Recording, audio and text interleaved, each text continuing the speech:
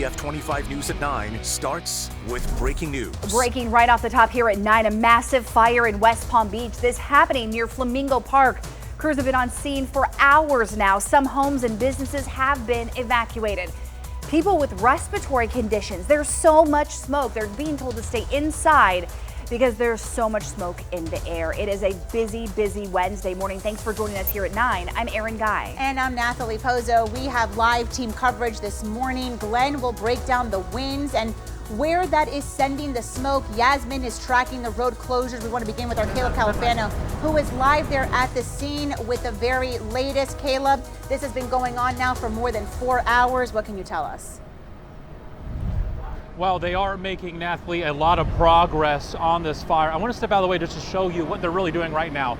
All that they're doing is using these 2 ladder trucks, and they're just pumping water onto the roof of this 2-story building. That's where the majority of the hot spots are. You can see the flames from South Dixie Highway all the way down near 95. You can see the smoke while driving south on 95 when we were headed from the north. So this is a very, very large fire.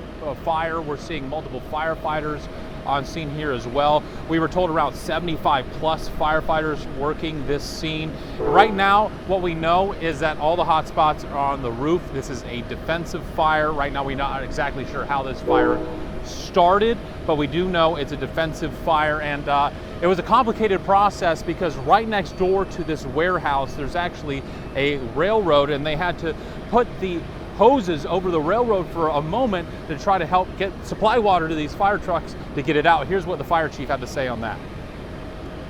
We're having to dig under the tracks to lay the hose line underneath the tracks so we can continue flowing water on the fire. So a very complicated process here. There's also just a lot of smoke in this area. It's been covering the area surrounding the warehouse. In fact, we know that there was evacuations for businesses and homes on the south side of Flamingo Park, on the south side of this fire, just because of how much smoke there is. But again, they are working hard to try to put this fire out as quickly as possible. They're using the ladder trucks here, and they're just pumping water on the roof. Now, we have learned that Jack the Bike Man, the nonprofit that provides bikes for hundreds of people across Palm Beach County, they actually do own this warehouse. Their main store is right next door. It's actually connected. We know for a fact their main store has no damage on the inside, but their warehouse, which has a number of things, has seen major damage. Again, the 2-story warehouse. So we do know that they own the warehouse, but the good news is there's no injuries to any people or firefighters, but it's going to be a long process to put this fire out. For now, we're live in West Palm Beach. Caleb Califano, WPBF 25 News. Back to you. Right, the scene there, Caleb. Thank you. Right in the thick of all of it. Yasmin, you've been tracking the traffic situation. We heard the trains, so There's some good news there. Yeah, so train services have resumed, but take a look at these slowdowns that are still happening in the area as you're getting the day started. Traveling in the West Palm Beach region of Dixie Highway and Claremore Drive, we're seeing just orange due to that very large response and a closure that was underway earlier this morning. Now the northbound lanes of Dixie Highway at Claremore have reopened. We still have one southbound lane blocked off, but as we heard the trains, we're seeing that the trains are now back up and running in the region. Traffic earlier was diverted to South Olive Avenue. I'm going to recommend that you still use this heading northbound and southbound, as it's a much better situation than traveling on Dixie Highway. Back to you.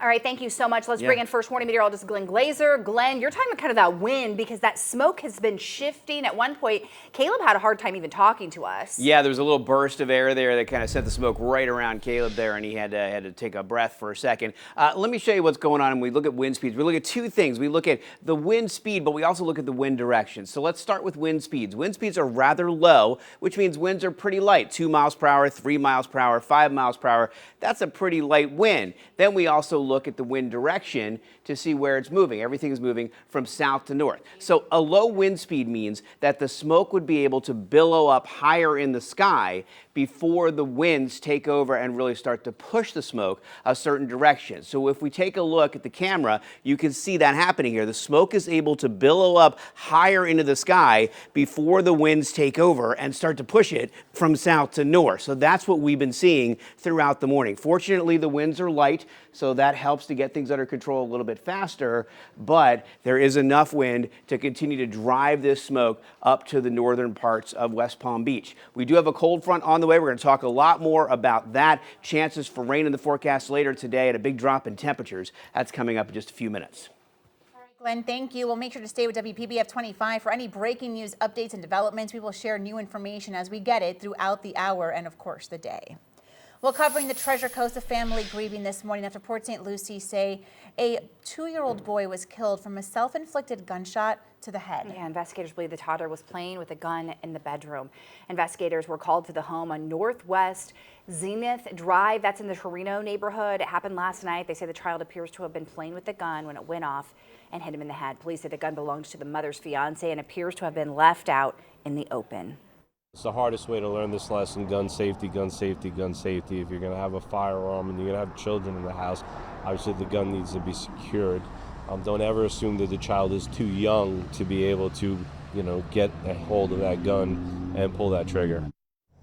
There was also an infant in the home at the time. That child was not heard. Police questioned family members. At this point, no charges have been filed, but they say that could change in the future. Right now, we're working to get an update on a nurse critically hurt after investigators say she was attacked by a patient.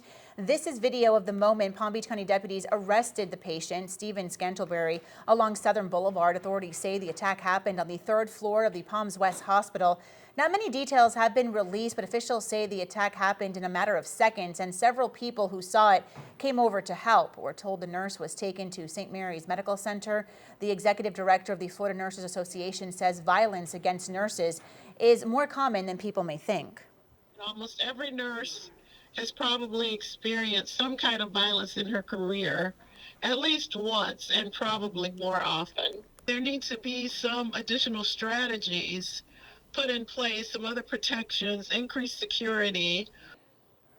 Governor Ron DeSantis signed a new law in 2023 increasing the penalty for assaults on nurses, but it's still only a first-degree misdemeanor. In a statement, HCA Florida says they are praying for the nurses' recovery and providing support to the staff. They also say they're working with law enforcement on the investigation.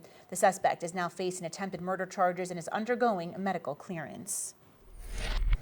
President Donald Trump just left Mar-a-Lago a few minutes ago to travel to Miami after staying on Palm Beach for almost a week. Take a look at this plane departing Palm Beach International Airport. According to the White House, he is expected to spend part of the day at his golf club in Doral. President Trump is also scheduled to attend a summit in Miami Beach before speaking at an event hosted by Saudi Arabia's Sovereign Wealth Fund. He will then fly back to Washington before 7 p.m. Ukraine's President Vladimir Zelensky says President Donald Trump is living in a, quote, Russian-made disinformation space as a result of his administration's discussions with Kremlin officials. Trump said Tuesday that Ukraine was to blame for the war in its territory, which enters its 4th year next week. Meanwhile, Zelensky spoke as Trump's envoy, Keith Kellogg, arrived in Kyiv for talks. Trump's comments marked a major shift in U.S. policy after years of efforts to isolate Russian President Vladimir Putin. Well, coming up next, a historic restaurant on the Treasure Coast is going to stay open. The conditions the staple will have to follow in order to stay in business. And as we head to break, a live look over downtown West Palm Beach. You see that a large plume of smoke there. That's because of a fire that's been going on since 4:30 this morning in downtown West Palm. Some businesses and homes were evacuated. People with respiratory conditions in the Flamingo Park area have been told to shelter in place. That's a message from the fire chief. We will be bringing you updates all morning long. You're watching WPBF 25 News, the most trusted news in the Palm Beaches and Treasure Coast.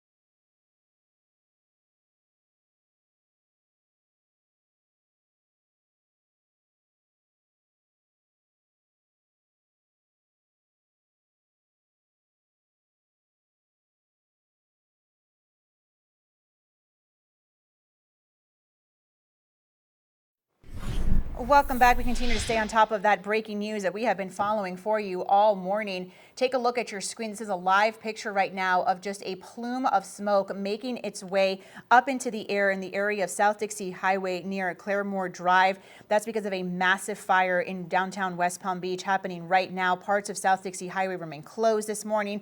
Homes and businesses in the area were safely evacuated. All of this broke out around 4:30 this morning. We have a crew on the scene. We will be bringing you updates throughout the hour. A historic restaurant on North Hutchinson Island will stay open at least for now. It's an update to a story we first brought to you yesterday. That's right. City leaders, they approved a resolution for a new lease agreement for Little Jim Bait and Tackle. The property's current lease expires at the end of this month. Last night's vote allows the restaurant to extend their lease on a month-to-month basis. Well, now they must wait for the bidding process to be complete before they can submit a proposal for another long-term lease. Coming up here at 9, we're going to speak with a local doctor on a recent study showing dementia cases could double in the next 3 decades. He'll break down the findings of this study for us as we come back.